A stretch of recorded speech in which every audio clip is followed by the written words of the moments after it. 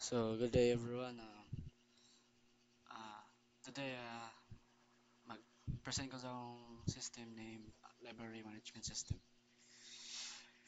So, I created this library management system because I saw a need for a more efficient way to manage books and track borrowers.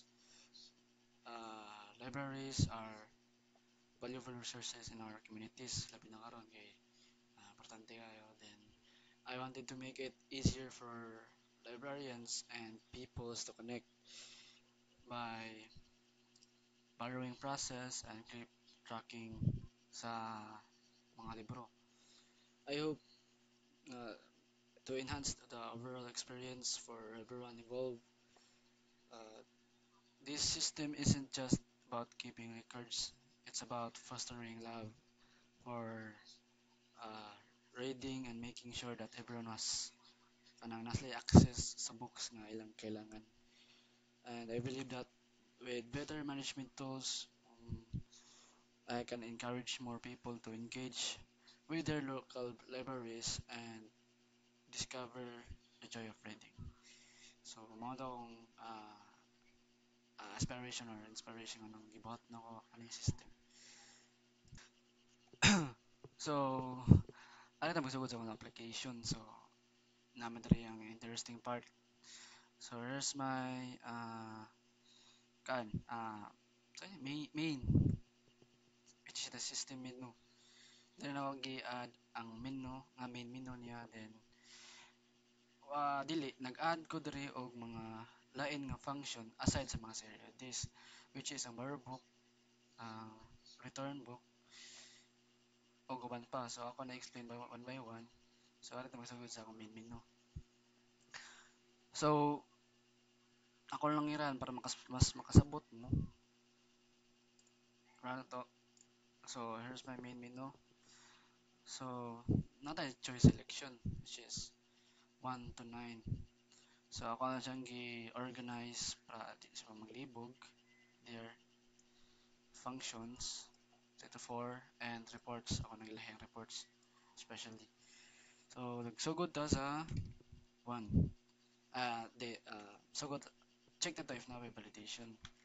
So as you can see na gini validation. So unsa pa yung tuplo kara if di na integer mo validation din siya. So input tag 1 valid siya. There kita na. So if internal book magawas ang mga libro nga naka-registered sa book menu there and sa og gawas pa ng Sergio D niya menu. So diri natay add books, view books, update books, delete book og also ang back to main menu. So napa ni validation diri. So every Sergio D kinadyo na yun. So sa add book paningot ko sir. Sa add book 1 enter book ID. So nakita mo sa pabo book ID. Ay dili add the books. So wala na akong i-auto increment ang book ID which because mas dali gina ko ma-manage kay kung ako i-auto increment kay di ba ma-add ko dayon kung ako i-delete ang auto incrementation niya kay amotang or ako ra bay wa kasabot kay if ako i-delete may tanon example 1 2 3 4 5 nya i-delete tong 3 ang magawa sa list kay 1 2 4 5 and then kung ma-delete na ko tong 3 di na to mabalik so mura gani ganun wala nang libog lang sad ko mao tong wala na nako gi auto increment ang book ID so dere if we enter kog existing nga book ID which is let's say kani 107 ako i-type dere 107 di na siya mo padayon kay na naman siya existing man siya so as you can see book ID already exists let's enter a different ID so mag-enter na line nga book ID butang daw 08 book title butang to alang promat ang author kay si Carlo lang.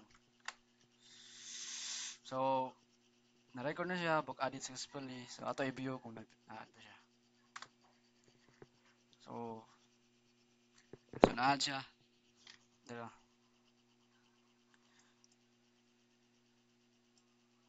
Okay na mo sa add. Kita na mo sa add. Niya sa view. Okay na mo. Then sa update, syempre, magbutang, mangita siya sa ID nga i-edit na to. So mag-update ta sa si update ito si kanila kay murag lain kay paminahon ba. So 105 new title unang tagalan ko anang tracing author kay no segunda lang James. So same ra sa delete. Pero if delete ko nga wala sa ID within 109, book ID does not exist, please enter ID again. So validation siya. So dapat delete ko 108. So na confirmation ako ba siya i-delete or di are you sure you want to delete this book? So manawag no makancel siya. So manawag yes. Delete siya. So ako may ganahan ko na ako i-delete. So ako yes. So na-delete. Let's view again. So you can see.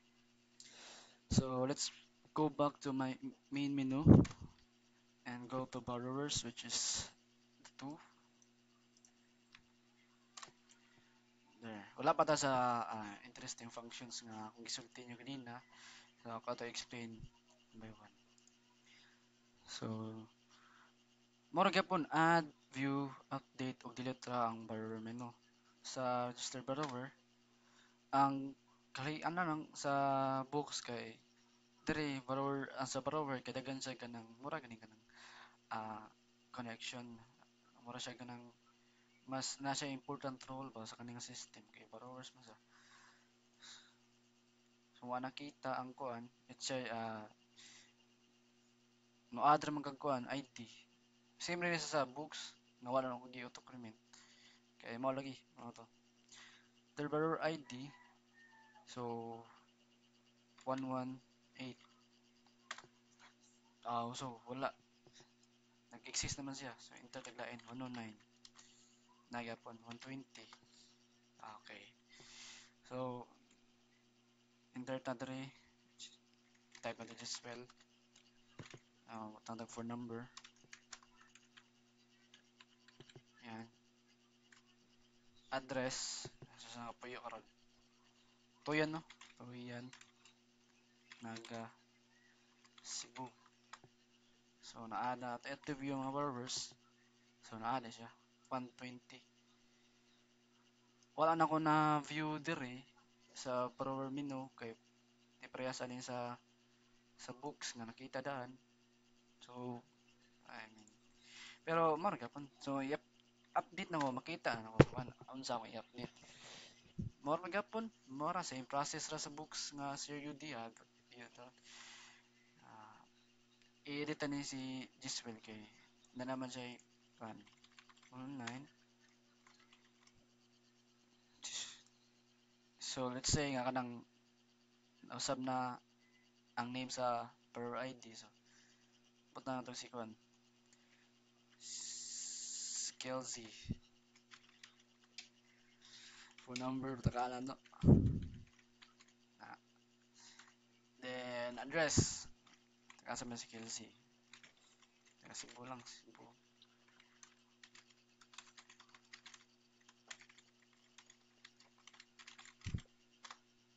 There. So go back to sa main menu. Then sa function na ta, which is ang main core sa system nako. So sa functions na ako ito ka functions which is borrow o return. So you can see there. So, ato'y type ang 3 there. So, as you can see, makita na ko ang mga available books nga pwede na kong i-borrow. O kung mga available borrowers na pwede na kong may sila mo borrow ba. So, ato'y type ang 120 kay pag man siya nga na-registered na borrower. So, what if mo indra ko 101 nga di na available? Ganto,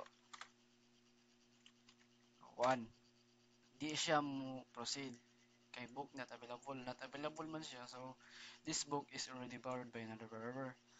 So, mo validation siya. Ang dapat kay 120 dapat ang katong mga ang mahumanda niya katong available nga libro. Kani kay yung reason nila kay nahuman na sila. Di na sila pwede mahuman ng balik. And then, so, unsa may available na to? So, 105. Utang to si 105. Yung interval days, sa nakadlaw. Okay na, borrow book. So, ang kung borrow book, kay consist siya og kanang uh, kanos siya gihuman unya kanos siya iuli. I mean borrow days pa. So if ang borrow days niya is 1 ra, borrow days niya is 1 ra, tas ang adlaw nga karon, let's say nilapas na sa buwan, ma-overdue siya, penalty nito siya. So if tan-aw ta sa libro nga nahuman, ara ta sa reports. So reports ta sa mga gihuman nga libro. So 5. So as you can see there, here, makita na to ang mga or ID itong sa mga nanghuwam o mga book ID nga gipungaman. So as you can see, there is a borrower ID 113, 113, nya borrower name is Carlo, nya Guzman kay si book ID 103. Nya gihuman niya November 11, 2024, which is borrow day 1, which is nalapas na. So overdue siya. Need siya iuli. Need siya iuli. So penalty na siya. Kita na to tataod ng penalty table nga na dito mga overdue. So asa to dapit atong gihuman nga bago. So tara, 120. So gihuman siya 12 December 2, which is karon 2024. Then active na siya. Kay wala pa siya nalapas karon siya gihuman. So di siya ma-overdue. Ma-overdue na siya once malapas na siya sa baro days, which is 1. So malitan ugma i-return na nako. Sorry for the inconvenience kanang. So let's continue. So so so padayon ta sa inya na return book kay kanang mararata pa dong if mag-return na ta sa libro. Pero sige, dito darin ta sa return book nga function, which is namta sa function ginawa so ato ta sa 4. So makita diri ang mga tang mga libro. So so kung naghanona mo nga ako i-try og i-return ang itong overdue nga libro, so tayo try ma-update ba siya or dili. So book ID 102. So nakita na dari na uli siya ug na-update yung penalty status. So if tanaw to sa 5, which is ang mga ipangaman nga libro, nawala na siya. Nawala na to siya.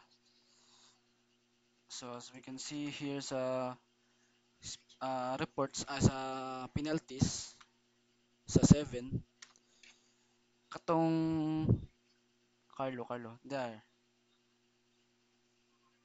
adra 111 102 resolved na siya, nauli naman siya. So date assigned December 1. Nauli na siya. Na-resolve na siya. Hindi na siya overdue. Sa kuha na siya na sa kuha na siya sa view penalties. So sa six nga reports kay mo gyapon katong mga available nga books which is kanni. So katong atong gihuman nga libro at available na siya. Tara, not available na siya kay gihuman na siya. So let's continue with specific report. So atong mo ni one of the pangitan ni sir specific report. So sa akong specific report na siya duha ka choices. It is a borrower report o book report. So akong entity kay duha man so duha sa akong kanang buhatan og specific report. So sa akong specific report tab 1 in there ko ganang borrower ID nga akong butngan og report. So buta na to si Jiswell 120. Dara, nigawa siya. So sa iyang report, makita yung name, contact number, o penalty status, wa siya penalty, then borrower status as borrowed books. So mo na siya. So ato ta sa 8 balik and book report. Same as the borrower report, enter na ko ang ID. So, sa man? 107? 107. Wala. Wa siya gihuman. Book ID. Makita yung title, author, o book status. ID, no IDs to show because it's not, book is not currently borrowed, so wa siya gihuman. Ngita, ato ta sa kanang libro nga gihuman. Asa man? 105. Sara. So, kanang libro na human siya. Sa book status niya, borrower ID, 120, niyang borrower niya, ni Giswell. So, mga to sa reports. So, sunod sa report exit. So, maram to system simple ra kayo and dali ra masabtan. If nakasabot ra mo so happy ra sad ko kay kasabot ra mo. So, ato ta sa database design manam ta diri. Kaus na ako. Quick review. Taas yun ko Oh, di ka lisod. Oh, from there. So, ato i-close. Ato ta sa akong database. So, sa akong database, na ako'y upat ka table which is sa books, borrowers, borrowed books, ug sa penalties. Tanan ana, nanay mga data. Hindi na pwede way data.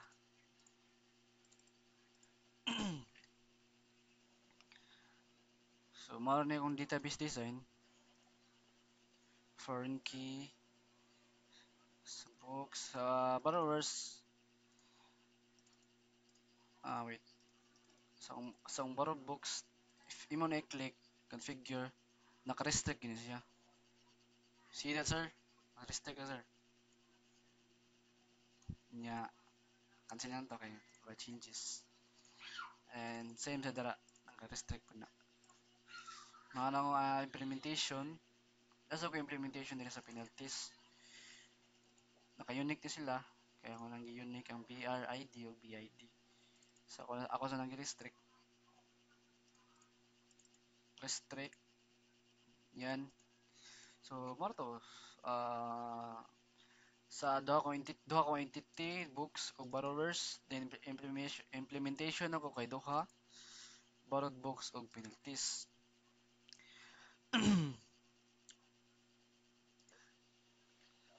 So, ay sa code no? 3. Nada ko ipashow ninyo sa kung code 3. sa katong akong gingon gina nga ako one by one mag-explain. So ang functions nga aside sa mga CRUDs dara akong kwan akong borrow book function private void nya so ang gamit nga validation is get valid integer input which allows the user to input only integer ra. So kung unsay mo i-input ra whether character or letters dili siya mo validate kay naka validation mo nga get valid integer. So same na sa other get book ID or IDs nya condition nag-try catch po ko diri sa SQL nga mag-check siya sa borrowed nga books if available ba siya or di na SQL query then sa return works mo ra gyapon ang validation ng get valid integer input para di siya ma error gani kung mag-type ka bisag unsa dapat integer gid. So if you're wondering nga naglibog mo nganong kani ang ibutang kay naghimo ko kanang kani dili na diri sa kinlasan dara mo na yung validation gimo na ko siyang method para igo lang nimo tawgon sa mga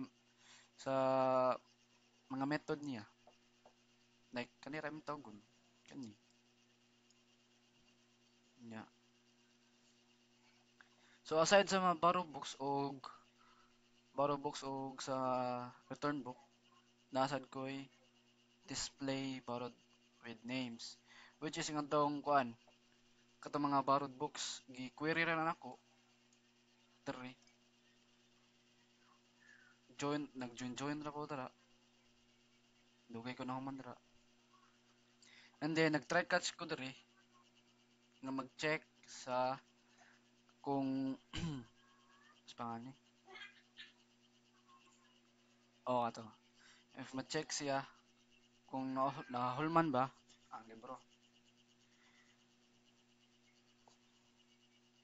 diri diri taas niya sa code kay gi-try catch kay kana ko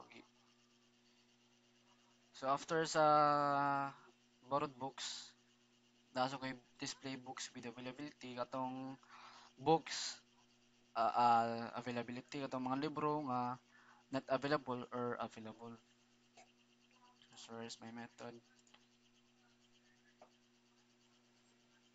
So after ana nanta sa penalties hardest part.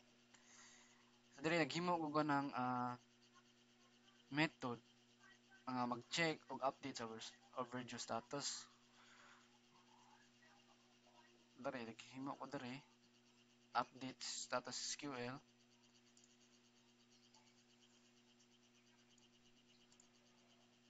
try catch ko diri and then na ko'y method nga wala gamit kalimot ko delete nila kani pero ala na chuchoy ba so wala ni gamitan ako kalimot ko remove ba ni oh na is not used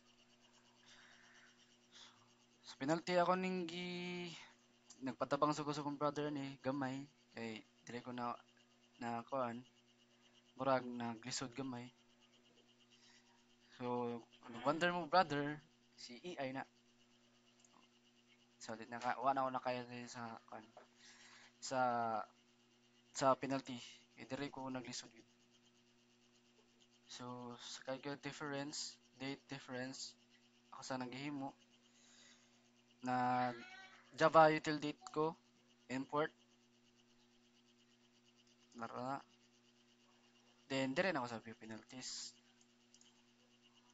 makita na ako mga view penalties which is kanini patayiran balik 7 dire kita na ko diri saan pag minimize gani di ba minimize atara tay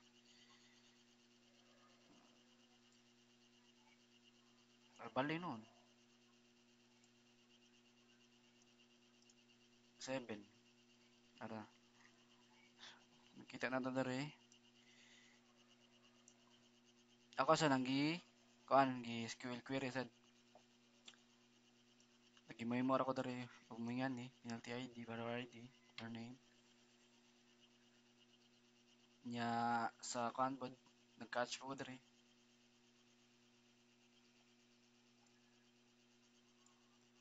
And then after na ano yung mga validation na pod.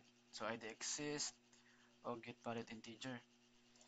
So more man gamay man ko to gamay ko ng code medyo taas-taas na diri sa penalties. So ang bookmin no mao man diri which is add, view, update o delete. Then ako sa gibot na ng mga validation. Same lang kaya pan. It's just get valid integer input. Og ato nga sa tara. Boolean ID exist. Pero min no same ra sa book ay bookmin no. Single report which is ang specific report or individual report.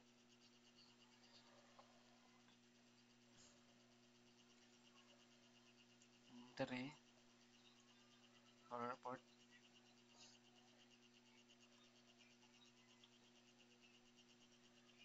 Then same ra. Then config wala ra na akong gilist dan. Gisunod ako ka sir. Wala ko gipunno. Same ra. Then Nora. That's my system. So ganun mo tanaw sa akong manual. This is my manual.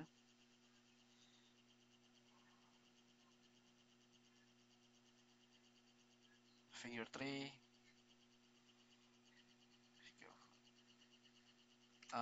There.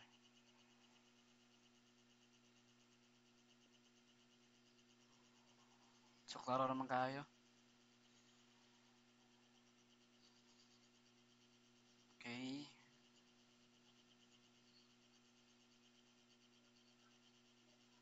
Okay.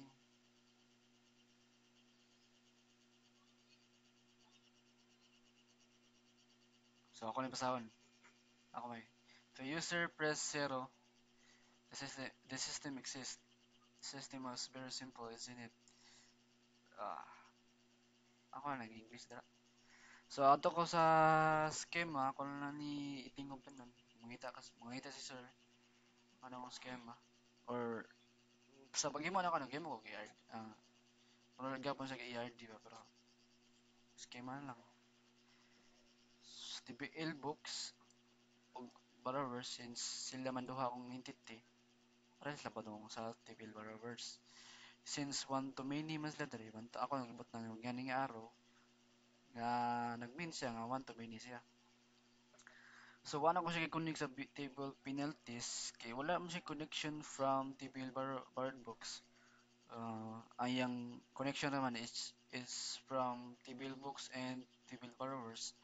So ako siya gi-connect dito. So sa kani many to many kay ang borrowers pwede siya makadaghan ng penalties. Tapos ang penalties pwede po siya mga penalty o daghan nga borrowers. Sa books kay same po. So goods na.